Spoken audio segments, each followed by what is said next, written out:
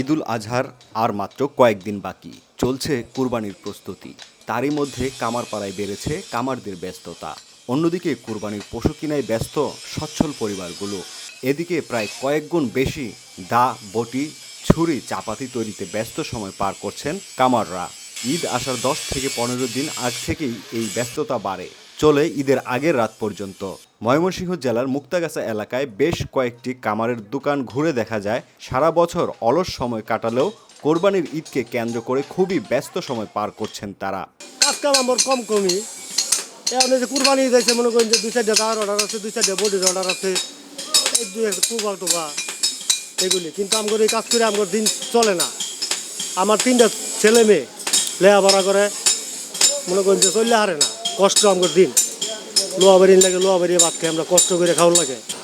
Eid time দাও, body, চাকু, ছুরি, এইটা আর কি, এইটাই বেশি কাম হইতেছে। ক্রেতারা জানান ঈদকে সামনে রেখে তারা কিনতে এসেছেন কুরবানির গোশত কাটার জন্য দা, ছুরি সহ নানান প্রয়োজনীয় সরঞ্জাম। তবে আগের তুলনায় দাম কিছুটা বেশি বলেও মন্তব্য তাদের। আমি একটা কুবা, একটা চাকু এগুলা নিতে আইছি আর কি কুরবানির জন্য।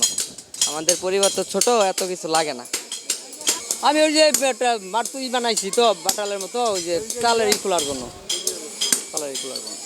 এদিকে দোকান ভাড়া, কয়লার সংকট, দোকানে পণ্য সামগ্রীর জন্য খরচ করা পুঁজি সবকিছু নিয়েই কোরবানির ঈদের জন্য একান্ত চিত্তে অপেক্ষায় প্রহর গুনছে কামার দোকানের মালিক ও কর্মচারীরা।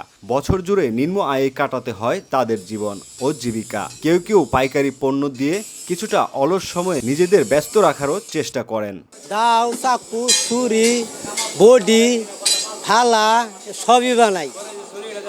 এই যে ছুরি বানাইলাম, এই যে কুরবানির ছুরি বানাইলাম, কুবা বানাইলাম, বডি বানাইলাম, এগুলা বানাইতেছি। কয়লাই তো পাওয়া যায় না, আর কি বানামু? কয়লাই তো মেরে লাইছে, কয়লাই তো পাওয়া যায় না। কয়লাই লোক তো কামারা কামই করাইতেছে না। 30 বছর ধরে কাজ করি। আর আপনার এখন মনে করেন যে ছুরি চাকু বানাইতেছি, কিন্তু আগের মতো কাজ নাই। আগে সবচেয়ে বেশি হইতো, এখন কম। এখন জিনিসের দাম বেড়ে গেছে, কয়লা পাওয়া যায় না, লোহা পাওয়া যায় না, লোহার দাম বাড়তি, কয়লার দাম বাড়তি, এখানে আমরা ঠিক মতন কাজ করতে পারি না।